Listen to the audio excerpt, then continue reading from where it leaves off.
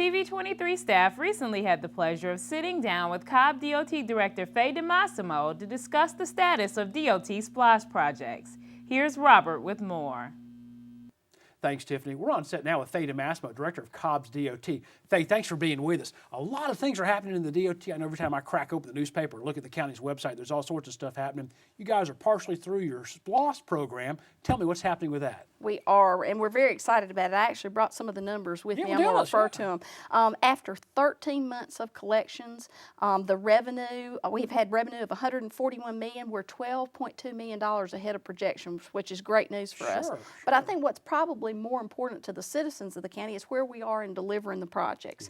And in just over a year, engineering and design has begun on 103 projects, about 74% of the total that the citizens approved. In the first 13 months. Oh, Absolutely. That's outstanding. Now, this is a 4-year program, so you guys, I guess, have got to make some pretty good progress right off the bat. We did. And we were very fortunate to have had the voters approve the 2005 SPLOST. So a lot of these projects were teed up in that 2005 SPLOST and were ready to go to implementation. Tell me this, you're talking about your collections up by about $12 million as well, 12%? $12.2 million. $12.2 million. Does that mean you're able to pick up new projects, or what happens to that money? Absolutely.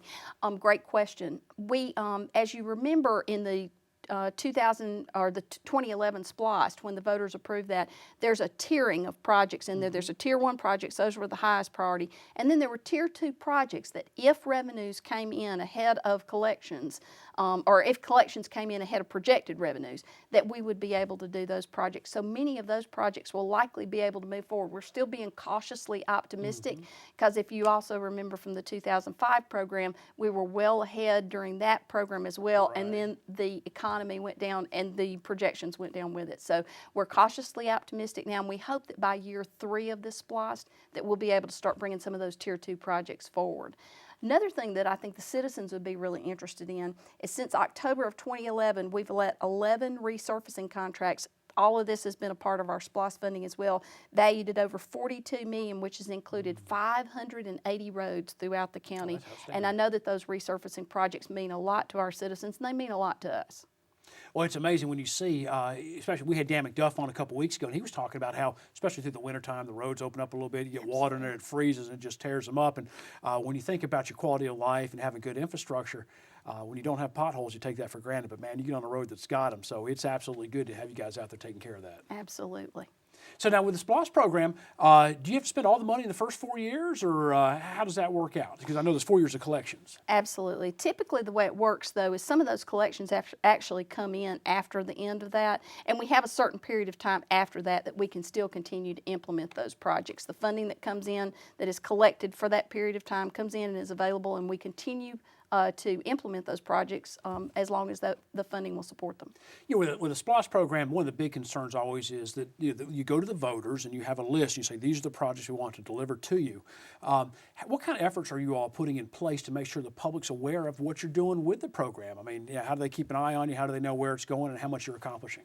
Well, Robert, as you know, there's a SPLOST Oversight Committee that is appointed by the board that we meet with on a regular basis. That's a citizens committee, right? It is a citizens committee that we meet with on a regular basis, and we go over a very detailed reporting of what all we're accomplishing.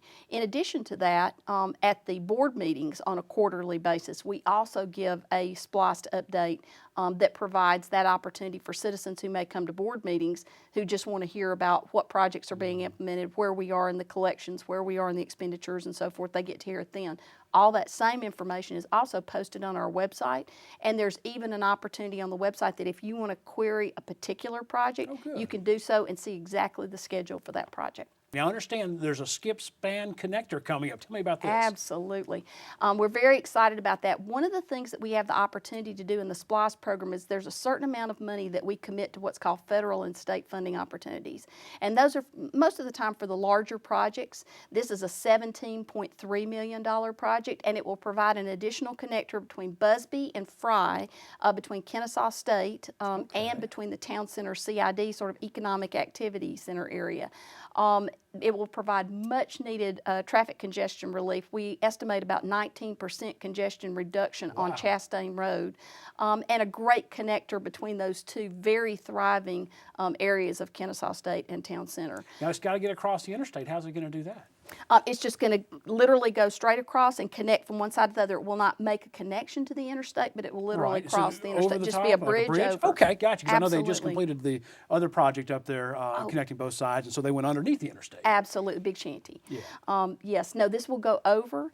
And the interesting thing about it too will be, as you know, that area is sort of the gateway into the north side of Cobb County and the gateway into the area. This bridge is going to have a structural detail to it where it mimics the mountains that you see in the background. Okay. So it'll again be a nice element in terms of welcoming people into Cobb County and making it known how special that particular part of the county and the area is to us. Now, this is certainly not a project just pushed forward by Cobb DOT. Who are your partners, and how important is that partnership into getting something like this done? Well, partnerships are always critical.